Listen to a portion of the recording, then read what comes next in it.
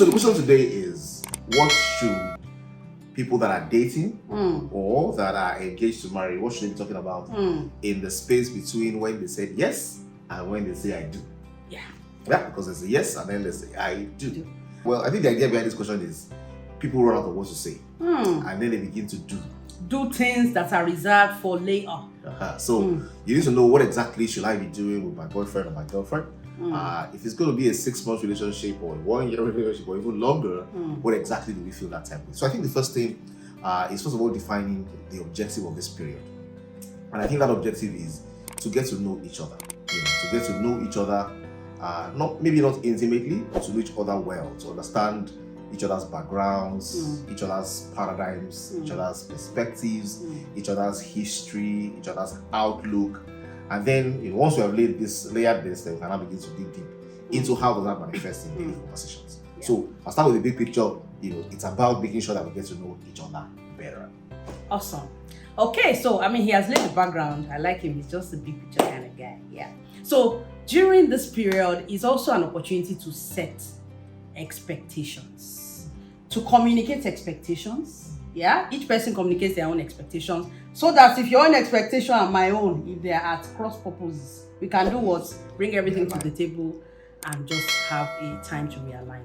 And trust me, we are coming from different places. Yeah, we've had different experiences, and we have our baggage or whatever. We're bringing all those things that we just want to see when we get married. We are bringing to the relationship, and just hoping that the other person is a mind reader or will just key into what I have in mind. But it doesn't work out that way. And the time of courtship, I know the courtship is not something people use a lot these days. You're dating or you're in a relationship or whatever. So that period is a period to communicate expectations and just ensure that everything is balanced as far as expectations are concerned. So people get married and then they get shocked. I don't know why they get shocked. Because you've had ample time to actually get to know each other. And this time is about friendship. And friendship requires more than two of you.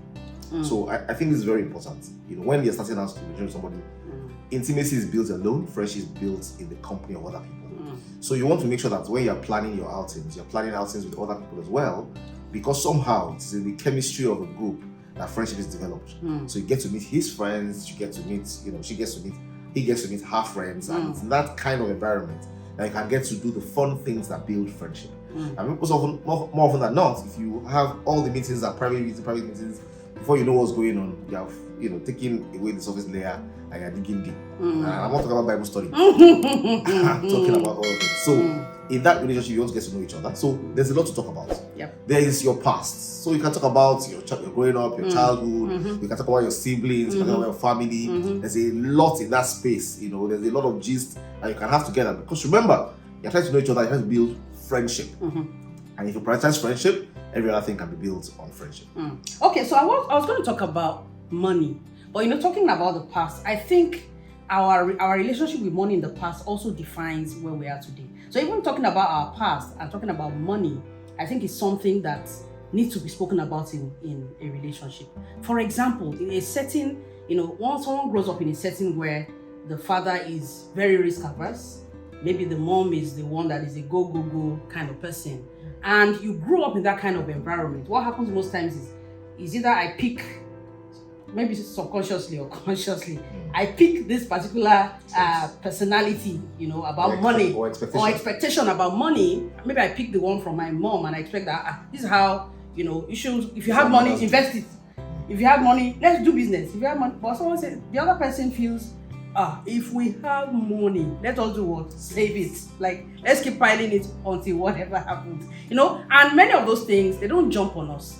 They're as a result of, what we saw growing up, our relationship with money, based on our families and all of that. So there's a lot that is really in the past that can be unpacked, during the period of dating that people really should explore and talk about, no holds barred. Okay, so I think it's important to pick up those points as you discuss each of the elements. So, for example, you're talking about your past. We're doing a lot of talking. It's not only talking that you do. There are a few things you cannot do, or if you really, really believe in Jesus and you don't want to go wrong, there are things you shouldn't be doing. But there are things you can do. Okay, so we talk about things you can do as well beyond just talking.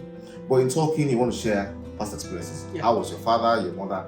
How was that relationship? Who are the people that modeled relationship for you, and what do you see? Now, realize this. One of the ground rules is nobody's position is correct. It's just your own position. Nobody's perspective is the right one. It's just your own perspective. That as two people, you're able to come together, put your perspectives together, and find true north. Find the perspective that can unite those perspectives that is more correct. Okay? And I think it usually helps to both aspire to similar standards. So even though, for example, for my own home, I have a father that is more relaxed and calm. I have a mother that is more ginger. Interestingly, she has a similar background like that. So we can see eye to eye on a number of issues. But if it was different, so for example, in my own home, because my own mother is a medical personnel, our own father is a medical personnel. My own mother basically takes care of every of our issues at home. So we get our injections at home, we get everything we want to do at home. Meanwhile, in our own house, if any issues happening with health, the father says go to the hospital. Even though it's hospital, says go to the hospital because that's the way we handle it. Now, when I was growing up, for example, go to the hospital means go and die. Okay, because if anything happens to you to the point where you have to go to the hospital, it means we disagreed on that one. We have given up on you at home. Now, reality is, those are kind of things that we should have really been able to discuss, talk about, and it's not because we have particular topics. We're just trying to share about our past, where we're coming from, how is this issue dealt with in my area, who locks the gate, what happens, who is security, who is security minded, who is the handy person. So this kind of gist. It'll be fun, you will laugh, but you're picking points to realize how each person thinks, and in those conversations you get to know each other better. Now I don't think you can exhaust conversations with somebody where you want to understand fully, you want to understand them fully. You want to see their friends, you want to know what relationship with their friends, you want to know their family, their siblings, they never ever fight with their siblings, so there's a lot to know. And I remember those days you can talk for hours, and then you meet again, there's still hours, because things will have happened in between the space of when you spoke last. But the idea is, I want to know this person. I want to be this person's friend. I will find things I don't like, okay? And she will find things that she doesn't like as well. But then we can discuss about them, so that when we get to marriage and we begin to do other things with it, we don't get shocked. The shock will not be too much. So we will dig in. So we're talking about talking. What about the things that we can do? So I feel many people feel that until we marry before we can do. There are things you can do together. Absolutely. So there are projects you can do together. Even the marriage itself is a project. It's a life. They can plan together. Many people quarrel. Their first quarrel is when they are planning the wedding. Hey, wedding. Say no. My budget is 1 million. Say no. 1,000 guests. 300 guests. So those first quarrels happen. But it's important that they happen because you want to do things. So you want to have let's have a destination whatever together. Let's go to so place. We are a few friends. Let's organize. So you have things you're organizing and doing. Maybe games you are playing. Those games are even very, very good for bonding, and they help you know how risk averse or how much of a risk taker your partner is. How the person is ready to just go. So for example, if you are listening, cash flow 101, you can come for a cash flow game. Play, sit, do couples. We have couples version. Come as couples, play, discussions we're having. So should we buy? Should we not buy? Should we sell? Should we not sell? When should we buy? You will already begin to see how the guy thinks, how the lady thinks, and you can, after the game, have your discussions to say, what happened in that place? It's as if I was going to play the game. You are just watching. Is that how you want to be watching us in real life? And have those conversations. Because everything that we do comes from where we have been. Because of choices we have made based on where we have been. And until we come into contact with somebody else who has been somewhere, seen somewhere, something else, and sees a reason to do differently, we can look at it together. And I want to evaluate and say, you know what, this is my own data that I own. So let's emulate this one. Or since on this area you own data that I own, let's emulate this one. And for lack of what to say and what to do, people get into doing stuff that just makes, because once you begin the intimacy journey, conversation stops. Okay, because people always gravitate to the most exciting thing. Okay, and if your talk is no longer exciting and it is touching as exciting, you will not talk anymore. You just begin to look at all of that. And by the time you get married, you'll be sure, because now you get tired. The real issues will come to the fore. The balls will fall. And then because you've not thought about them, now you now need to begin to handle them, and now you're stuck. So I think it's really, really good to know that, we want to really get to know. We want to, if I have a competition and they say, who knows who, you should do as if there's a challenge. I want to win the competition of who knows who. So the crux of what we've spoken about today is really about communication and engagements. Engagements without holding back. So there are plethora of topics or things that one can talk about family, how you want your own family to be. This is what was predominant, where I'm coming from. These are my fears about these things. from where I'm coming from. I don't want to see this, in my own marriage. From there, from when you're dating, those are the conversations to begin to have, and to see whether, there's a vibration in the direction of what you really desire, in the person that you want to spend the rest of your life with. So there's a lot that is very fundamental to what you eventually see that needs to be tackled at the level of dating. So, I mean, there are tons and tons. I wish we could, I don't know whether we can go further or what it is. Yeah, I think it might not be a bad place to put a peg on it. Okay. So, because I think,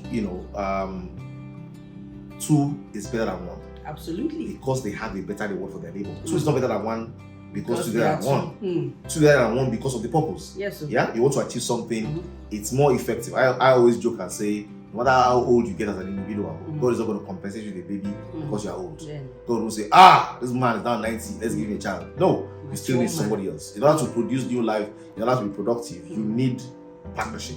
Now that partnership is for you to get better results, for you to achieve bigger and better. So once you realize that I cannot achieve 1,000 by myself. Okay, maybe I can do 100 by myself. Maybe you can do 100 by yourself. But if we come together and we synergize, we can do a lot more. Yeah. And guess what? In these synergies, differences are valuable. Diversity is what you don't tolerate, you celebrate. Because you know that the reason why we're going to produce is because we are different. A man and a man will not produce. A woman and a woman will not produce. I'm talking biologically. So in the same way, diversity, the fact that we are different, we come from different backgrounds, we see differently, has a benefit.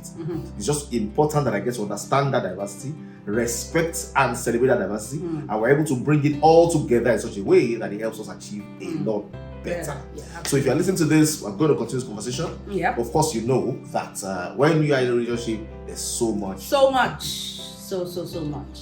So we hope you got some value here. This is Live Chat with CMI. I'm CM. And I'm MI. Please remember to like, comment, share, and subscribe. Gotcha.